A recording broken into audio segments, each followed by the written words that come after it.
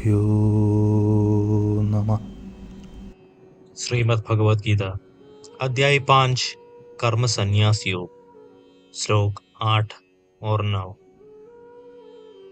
नैव किञ्चित् करोमीति युक्तो मन्येत तत्त्ववित् पश्यन् शृण्वन् स्पृशन् जिघ्रन् अश्नन् गच्छन् स्वपन् श्वसन् प्रलपन् विसृजन् गृह्णन् उन्मिषन् निमिषन्नपि इन्द्रियाणीन्द्रियार्थेषु वर्तन्त इति धारयन्। कर्मयोग में दृढ़ निश्चय रखने वाले सदैव देखते, सुनते, स्पर्श करते, सूंघते, चलते फिरते, सोते हुए, श्वास लेते हुए, बोलते हुए, त्यागते हुए, ग्रहण करते हुए और आंखें खोलते या बंद करते हुए सदैव यह सोचते हैं, मैं करता नहीं हूँ। और दिव्य ज्ञान के आलोक में वे यह देखते हैं कि भौतिक इंद्रियां ही केवल अपने विषयों में क्रियाशील रहती है। जब हम किसी महत्वपूर्ण कार्य को कुशलतापूर्वक संपन्न कर लेते हैं, तब हमें यह अभिमान हो जाता है कि हमने कोई महान कार्य किया है।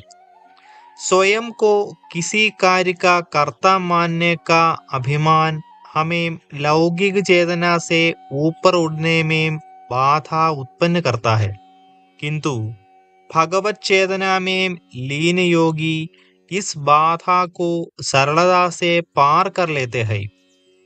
बुद्धि के शुद्धिकरण से वे स्वयं को शरीर से भिन्न देखते हैं और वे शरीर द्वारा किए गए कर्मों का श्रेय स्वयं को नहीं देते।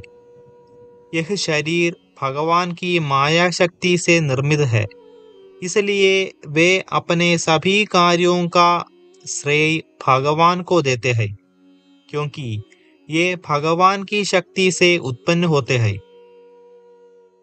इसलिए वे स्वयं को भगवान की इच्छा पर समर्पित कर देते हैं।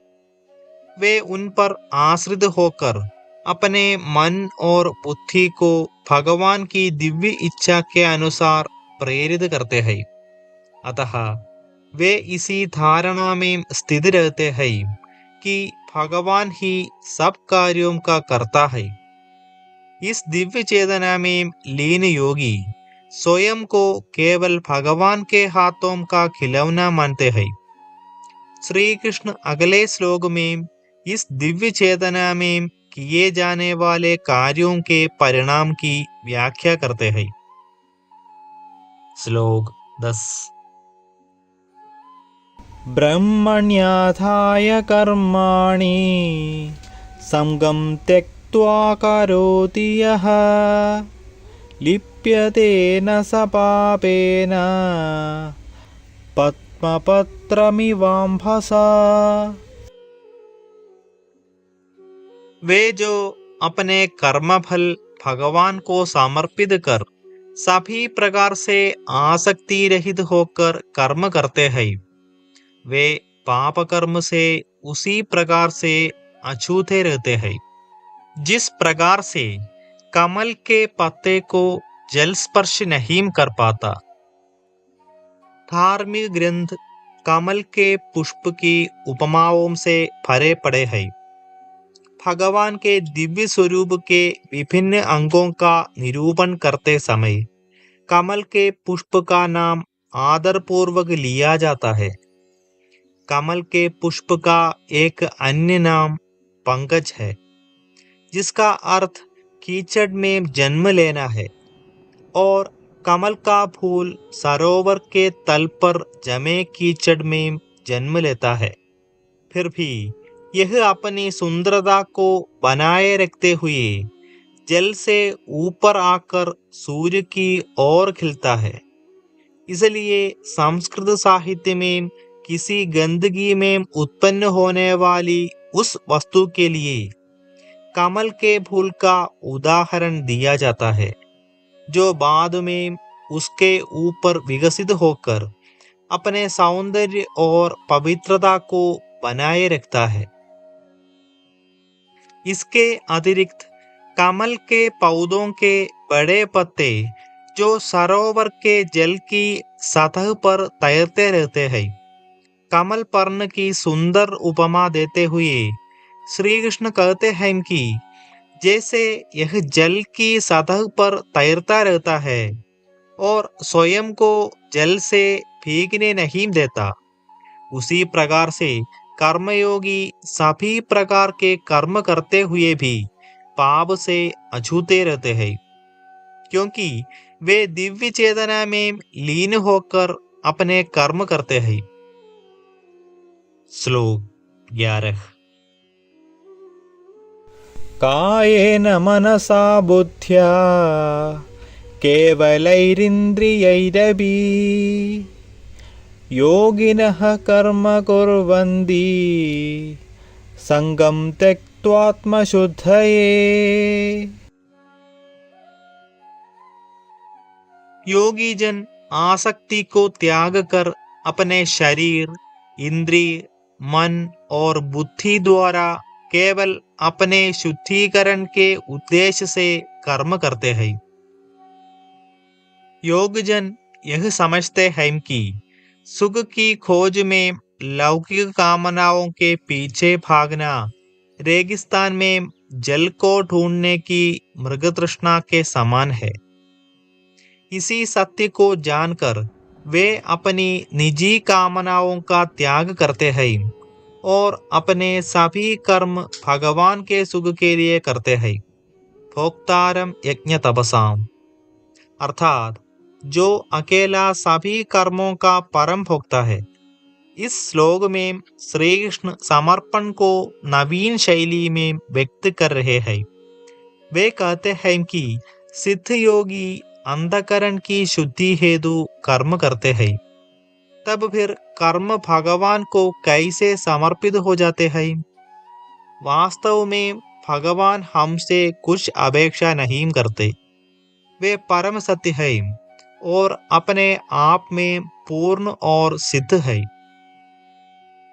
फिर भी एक कर्म जो भगवान के हाथ में न होकर हमारे हाथ में होता है, वह हमारे स्वयं के अंधकरण को शुद्ध करना है।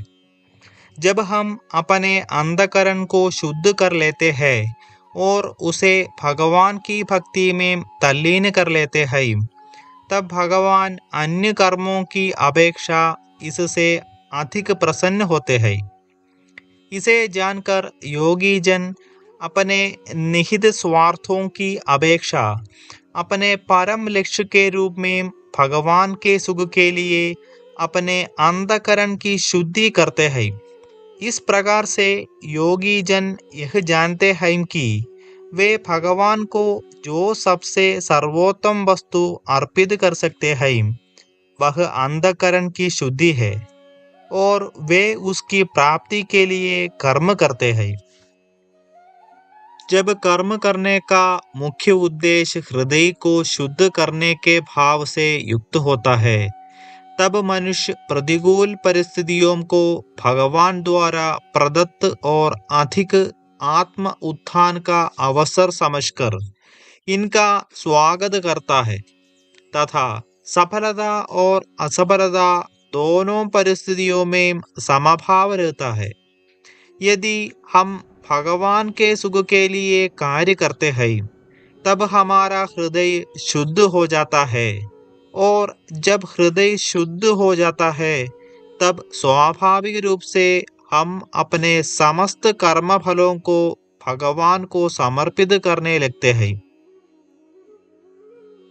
श्लोक 12। युक्तः कर्मफलं त्यक्त्वा शान्तिमाप्नोति नैष्ठिकीम् अयुक्तः कामकारेण फले सक्तो निबध्यते। कर्मयोगी अपने समस्त कर्म फलों को भगवान को अर्पित कर चिरकालिक शांति प्राप्त कर लेते हैं, जबकि वे जो कामनायुक्त होकर निजी स्वार्थों से प्रेरित होकर कर्म करते हैं, वे बंधनों में पड़ जाते हैं, क्योंकि वे कर्म फलों में आसक्त होकर कर्म करते हैं। यह कैसे मान लिया जाए कि एक जैसा कर्म करने से कुछ लोग तो माया के बंधन में पड़ जाते हैं और कुछ माया के बंधनों से मुक्त रहते हैं? श्री कृष्ण इसका उत्तर इस श्लोक में देते हैं।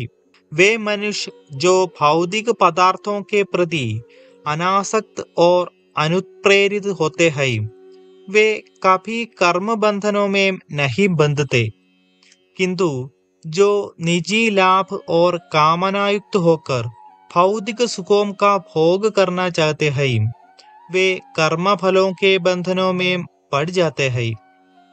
युक्त शब्द का अर्थ भगवत चेतना से जुड़ना है।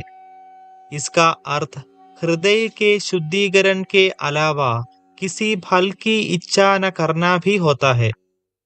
युक्त पुरुष वे हैं जो अपने कर्म फलों की इच्छा का त्याग करते हैं और इसके स्थान पर आत्मशुद्धि के उद्देश्य से कार्य करते हैं।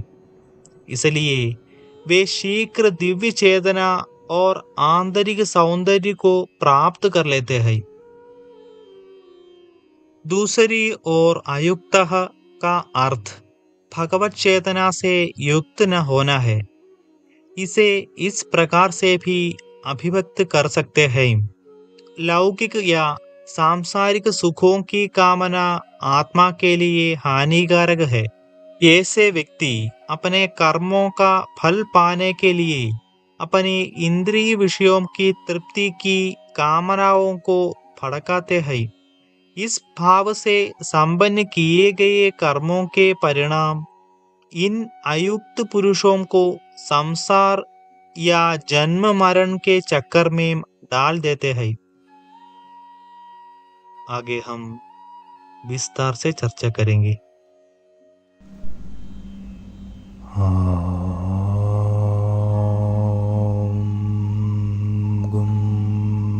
गुरुभ्यो